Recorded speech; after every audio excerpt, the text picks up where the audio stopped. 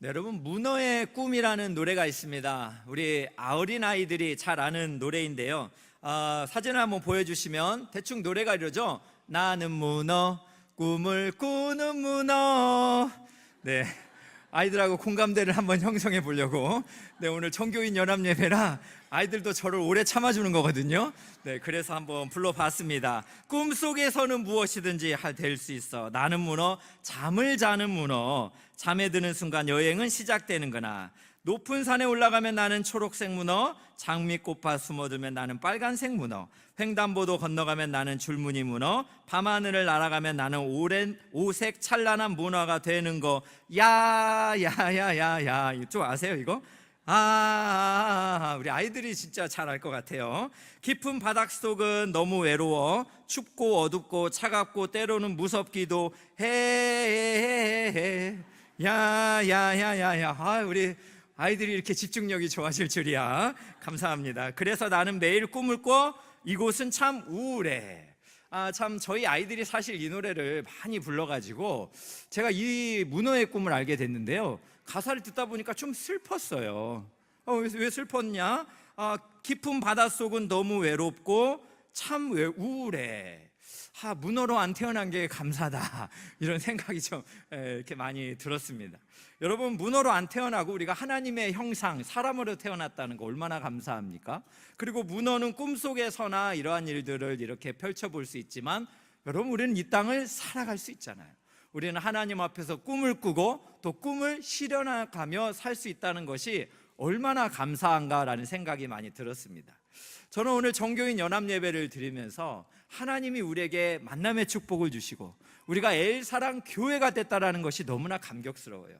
제가 추계예술대학교를 처음 이렇게 두려움을 가지고 떨림을 가지고 방문을 했을 때 학교 관계자들이 저에게 처음 보여줬던 공간이 이 황신덕 기념관입니다. 이곳을 이렇게 바라보면서 텅 비어 있는 곳을 보면서 하나님, 이곳이 우리의 예배 처소가 되면 좋겠습니다, 이런 마음의 기도를 드렸어요. 할렐루야. 하나님께서 우리가 지금 이렇게 정교인이 모여서 예배 드릴 수 있도록 꿈을 이루어 주신 줄로 믿습니다. 하나님 이렇게 위대하신 분입니다. 우리가 꿈꾸고 기도할 때, 하나님께 간절히 기도할 때 하나님은 귀를 여시사 들으시고 응답하시는 살아계신 신실한 하나님이신 줄로 믿습니다. 그렇다면 사랑하는 귀한 성도 여러분, 여러분은 어떤 꿈을 가지고 살아가고 계십니까? 여러분, 하나님의 사람들은요, 분명한 정체성이 있습니다. 그 정체성은 무엇이냐면 우리가 영적으로 아브라함의 후손이에요. 하나님께서는요, 창세기 12장에 아브라함을 부르시고 아브라함의 정체성과 사명을 분명히 말씀하셨습니다. 그 내용이 무엇이냐면 창세기 12장 2절 3절입니다. 한번 보겠습니다. 내가 너로 큰 민족을 이루고 내게 복을 주어 내 이름을 창대하게 하리니 너는 복이 될지라. 너를 축복하는 자에게는 내가 복을 내리고 너를 저주하는 자에게는 내가 저주하리니 땅의 모든 족속이 너로 말미암아 복을 얻을 것이라 하신지라. 아멘. 하나님이 아브라함에게 뭐라 하셨더라고요? 너는 복이 될지라. 땅의 모든 족속이 너로 말미암아 복을 얻을 것이라. 여러분, 이것이 아브라함의 정체성이에요. 여러분, 영적인 아브라함의 후손인 우리가 이 땅 가운데 하나님의 보내신 복인 줄로 믿습니다. 이 땅의 모든 족속이 우리를 통하여 복을 얻게 될 줄로 믿습니다. 여러분, 이것이 하나님이 우리에게 주신 축복입니다. 우리는 그래서요, 복의 통로고 축복의 통로고 많은 사람들을 그리스도에게로 돌아오게 하는 별과 같이 존귀하게 비추이는 위대한 하나님의 존재들입니다. 그런데 여러분, 이스라엘 백성들은 어떠했습니까? 하나님 앞에서 범죄했어요. 하나님을 멀리 떠났습니다. 그러다 보니까 이스라엘 백성들은 그들이 하나님을 떠남으로 말미암아 이방 족속에게 그렇게 노예로 팔려가게 되었고, 또 이스라엘 백성들은 이방 나라에 의하여 처참하게 무너져 버렸습니다.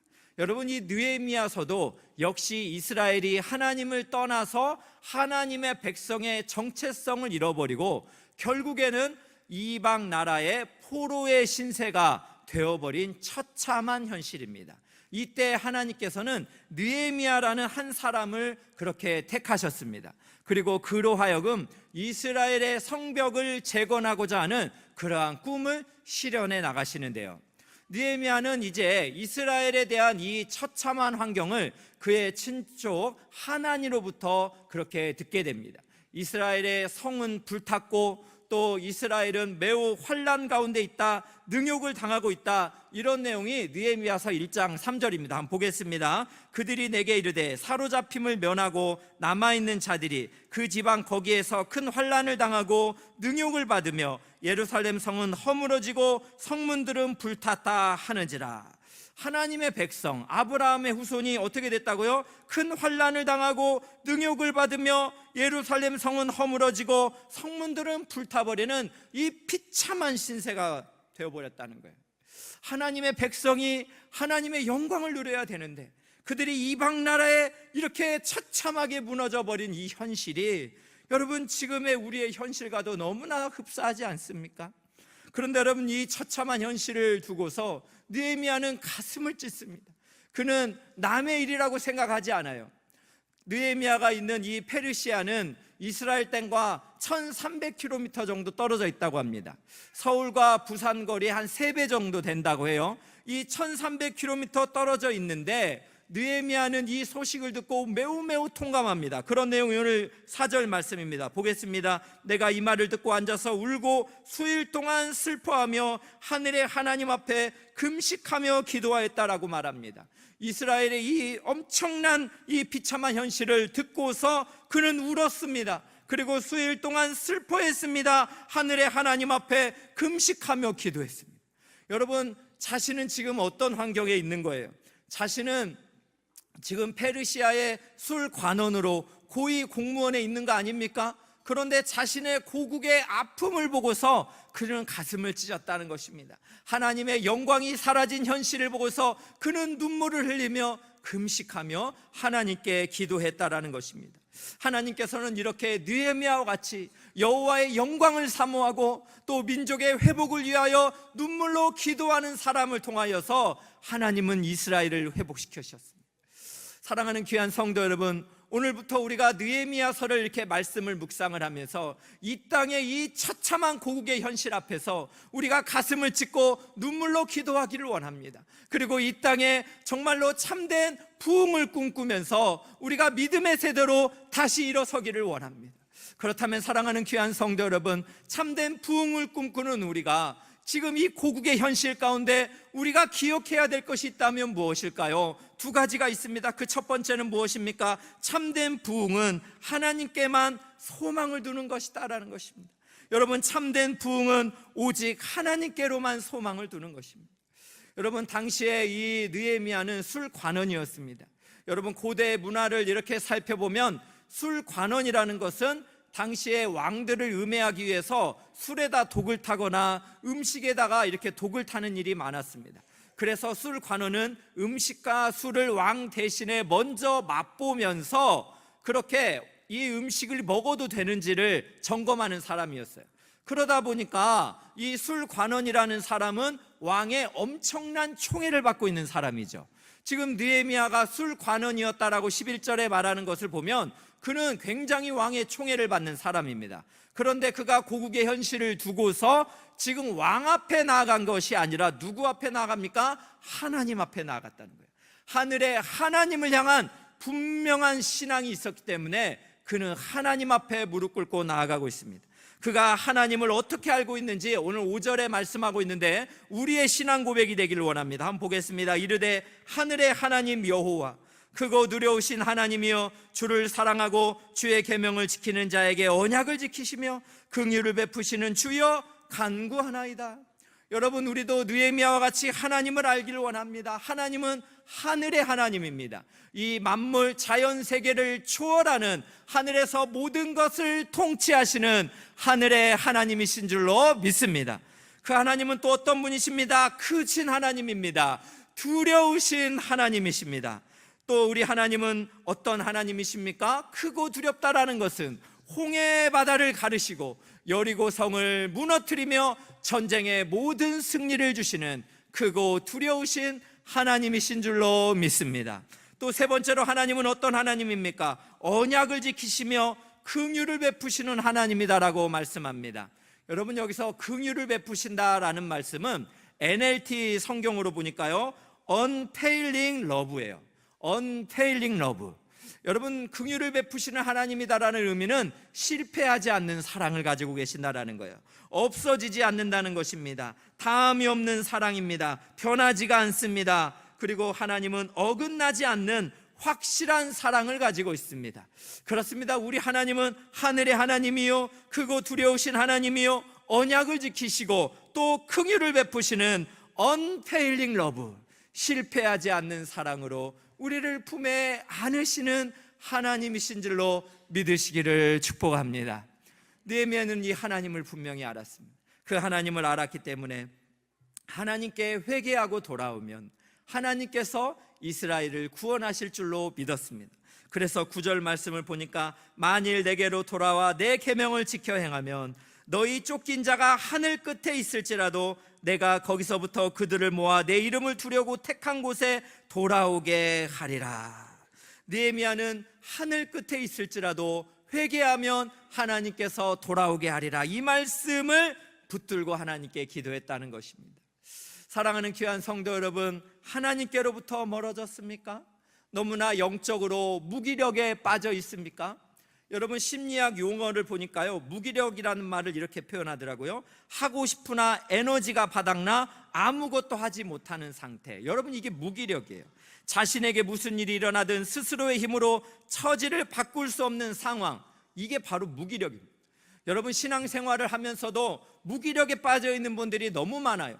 영적인 무기력에 빠져 있는 분들도 얼마나 많은지 모르겠습니다. 하나님을 믿는다고 하면서 하늘의 하나님, 크고 두려우신 하나님, 언약을 지키시고 긍휼을 베푸시는 unfailing love를 베푸시는 하나님이 우리 하나님이라는 것을 믿는다면, 여러분, 우리가 영적인 무기력을 가지고 있다면 이것은 불신앙이에요.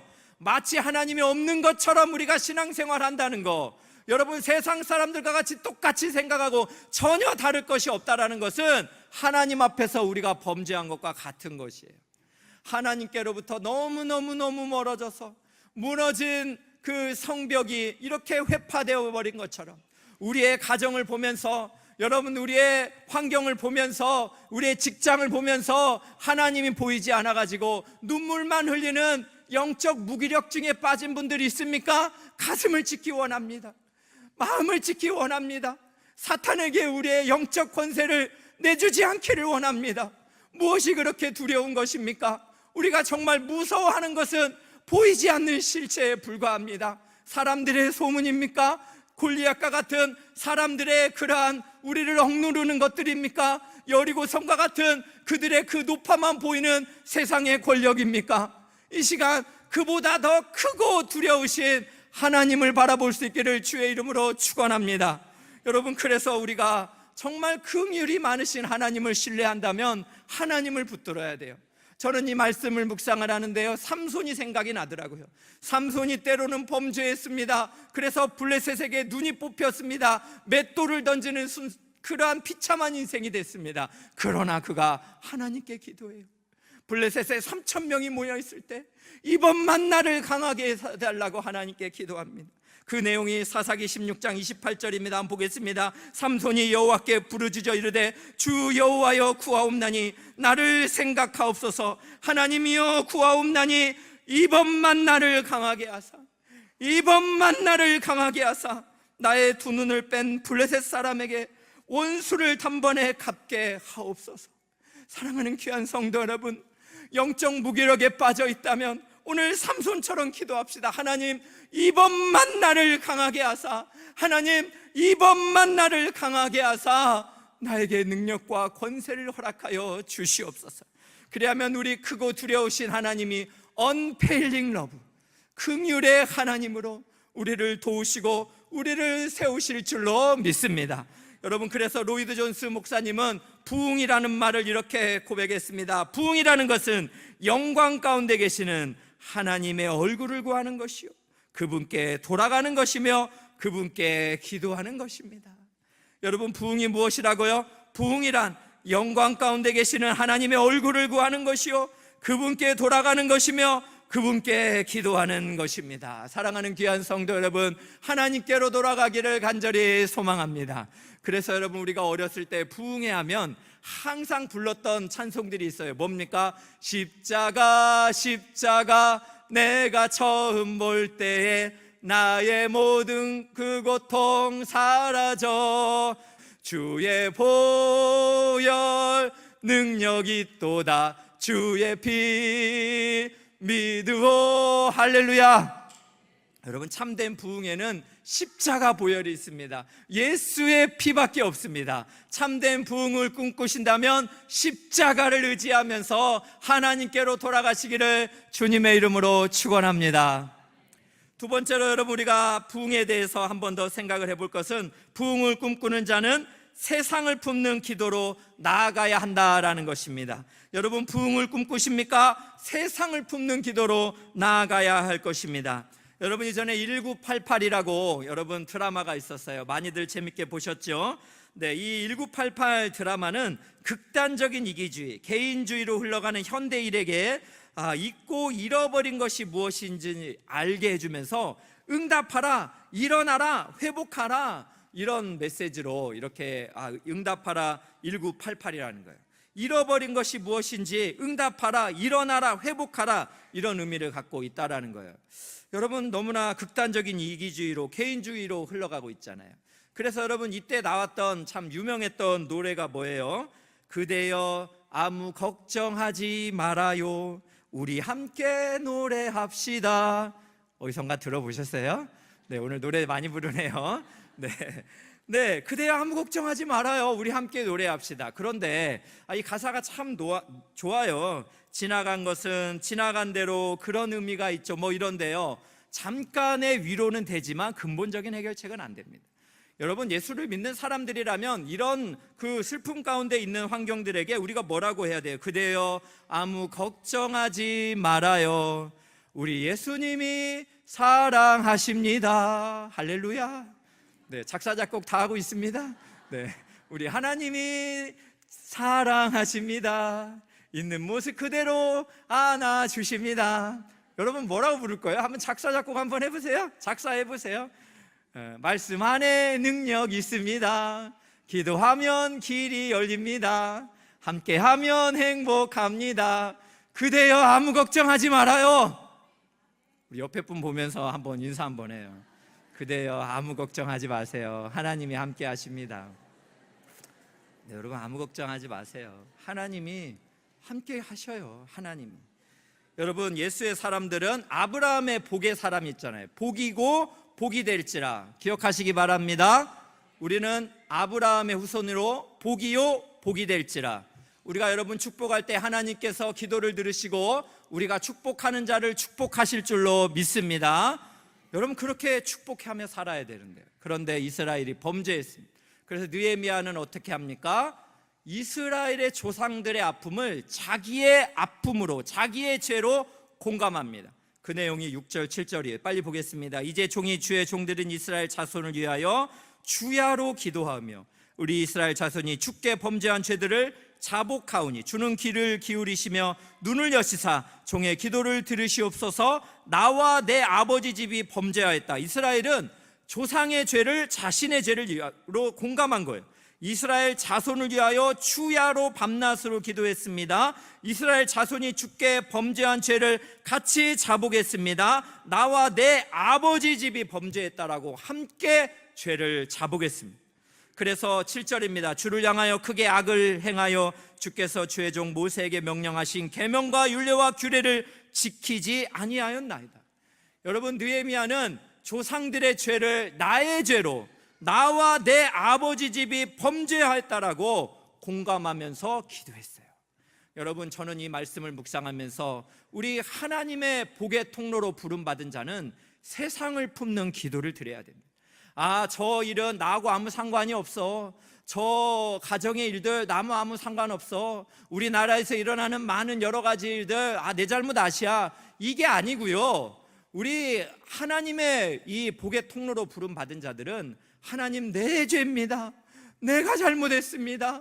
하나님, 이 나라의 이 어려움은 나의 잘못입니다라고 우리가 통감하면서 가슴을 찢으며 우리가 이렇게 기도를 해야 하는 것입니다.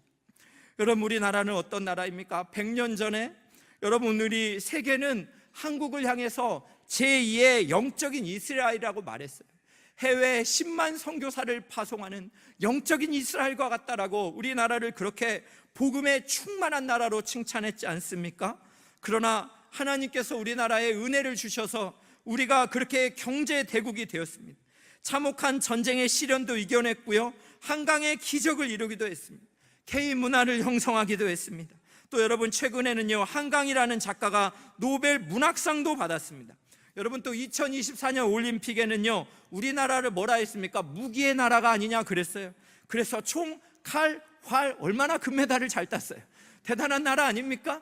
이런 축복받은 나라가 우리 대한민국입니다. 그런데 여러분, 이 나라가 어떻게 이렇게 될 수 있었어요? 많은 우리 믿음의 선배들이 그렇게 하나님께 기도했기 때문이에요. 1907년에 평양에서 있었던 대영적 부흥운동이 여러분, 한반도 땅을 휩쓸어서 여러분, 이 남한의 1980년대에 엄청난 대부흥이 일어났던 게 사실 아닙니까? 그래서 이 나라에 얼마나 많은 교회가 세워졌습니까? 십자가가 세워졌고 하나님께 영광이 드려졌고, 많은 우리 믿음의 선배들은 눈물로 기도했습니다. 우리 부모들의 눈물의 기도를 통하여 우리가 신앙의 유산을 물려받았고, 그 은혜로 인하여 우리가 이렇게 경제 대국으로 이렇게 감사하면서 살아가고 있지 않습니까?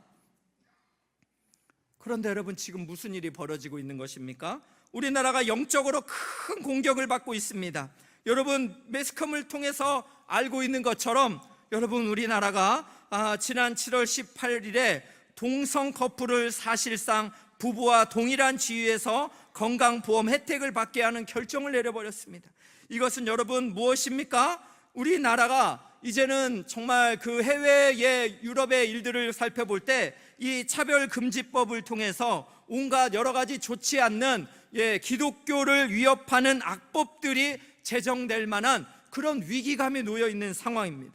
여러분, 우리의 가정이 크게 위협을 당하고 있습니다. 남성과 여성을 본인 스스로 선택하는 해외 나라들의 사실들이 있습니다. 스웨덴이라는 나라는 아빠 엄마가 아니라 부모 1, 부모 2라고 이렇게 이야기를 하고 있습니다.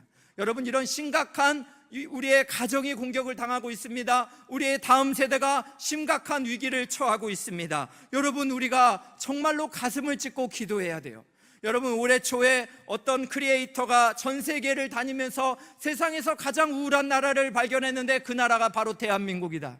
여러분, 얼마나 큰 아픔입니까? 우리의 청소년들 어떻습니까? 마약으로 또 얼마나 노출이 되어 있습니까? 성적으로 얼마나 큰 위협을 당하고 있습니까? 입시에 대한 스트레스는 얼마나 큽니까? 우리 아이들의 머릿속은 세계관 전쟁이라고 합니다. 어쩐 전쟁입니까? 무신론이 자리 잡고 있습니다. 하나님이 없다는 세계관입니다. 과학주의입니다. 과학이 하나님이 없다고 증명했다는 세계관입니다. 다원주의입니다. 모든 길은 똑같이 유효하다는 세계관입니다. 인본주의입니다. 인간은 하나님이 필요 없다는 세계관입니다. 상대주의입니다. 당신에게는 진리가, 내게는 진리가 아니다는 세계관. 쾌락주의입니다. 나를 행복하게 하는 것은 무엇이든지 좋다는 세계관입니다. 여러분, 이러한 환경 속에서 우리 아이들이 심각한 위협을 당하고 있습니다. 이사야서의 말씀처럼 발바닥부터 머리끝까지 성한 곳이 없이 상한 것과 터진 것과 새로 맞은 흔적뿐이니, 여러분, 우리가 이 땅을 향해 얼마나 울어야 되겠습니까? 로마서 12장 2절은 우리에게 말씀합니다. 너희는 이 세대를 본받지 말고, 너희는 이 세대를 본받지 말라 하는데 왜 우리는 이 세대를 본받고 있는 것입니까? 우리는 오직 마음을 새롭게 해야 됩니다. 변화를 받아 하나님의 선하시고 기뻐하시고 온전하신 뜻이 무엇이든지 우리는 분별을 해야 됩니다. 사랑하는 귀한 성도 여러분, 오늘이 무슨 날인지 아십니까? 10월 27일입니다. 오늘은 종교개혁 주일입니다. 여러분, 마르틴 루터가 여러분 독일 비텐베르크 대학 교회 정문에 95개조 반박문을 붙이면서 종교개혁에 불을 당긴 507주년이 되는 날입니다. 여러분, 우리가 정말 엘사랑교회가 함께 모여서 오늘 연합예배로 드리게 된 것이, 이게 여러분 누가 짜고 한 게 아니에요. 이 모든 것을 누가 계획했던 것이 아니에요. 연합예배 우리 한번 드리면 좋겠습니다, 이렇게 함께 이야기하다가 날짜를 잡았는데 오늘 종교개혁 주일인 거예요. 너무나 놀랍지 않습니까? 하나님께서 우리에게 무엇을 원하는 것입니까? 우리가 영적인 대각성이 일어나서 종교개혁자들이 외쳤던 오직 성경, 오직 믿음, 오직 은혜, 이거를 우리가 다시금 불같이 새롭게 하기를 하나님께서 원하신다는 것입니다. 여러분, 이 시대는 어떤 시대입니까? 10월 31일이 종교개혁 기념의 날인데 할로윈 데이로 섬기는 날 아닙니까? 사탄은 이처럼 공격하는데 영적으로 우리는 더욱 깨어서 정말 이때야말로 참된 부흥을 꿈꾸며 우리가 기도하며 나아가야 되지 않겠어요? 저는 오늘 말씀을 묵상하면서 우리 엘사랑교회가 이 정말 강북 지역에 세워주신 하나님의 은혜에 대해서 생각합니다. 저는 정말 오늘 감격스러운 날입니다. 이곳에 처음 와서 어떻게 교회가 될까 그렇게 간절히 기도했는데 하나님께서 이렇게 귀한 동역자 한 사람 한 사람을 모아주시고 여러분들과 함께 예배하게 하시며 또 이 종교개혁 기념주일에 우리가 함께 참된 부흥을 꿈꾸며 기도하며 내일부터 특별 새벽 부흥회로 이렇게 나아갈 수 있도록 하여 주신 것, 모든 것이 하나님의 은혜인 줄로 믿습니다. 저는 올해를 하루를 섬기면서 정말 우리 엘사랑교회가 하나님의 뜻을 이루는 교회가 되면 좋겠다, 하나님의 꿈을 이루어드리는 교회가 되면 좋겠다, 참된 영적 부흥의 세대가 되면 좋겠다, 이런 간절한 소원이 있습니다. 그리고 제가 정말 소원하는 마음이 있다면, 여러분, 저는 올 한 해 한 해를 보내면서 많은 여러 가지 또 아픔과 슬픔을 보내면서 한 영혼 한 영혼이 얼마나 소중한 존재를 깊이 있게 뼈를 깎듯이 그렇게 깨닫고 있습니다. 한 영혼 한 영혼 하나님께서 사랑하시는 얼마나 존귀한 자인지 정말 가슴 깊이 사랑하고 축복합니다.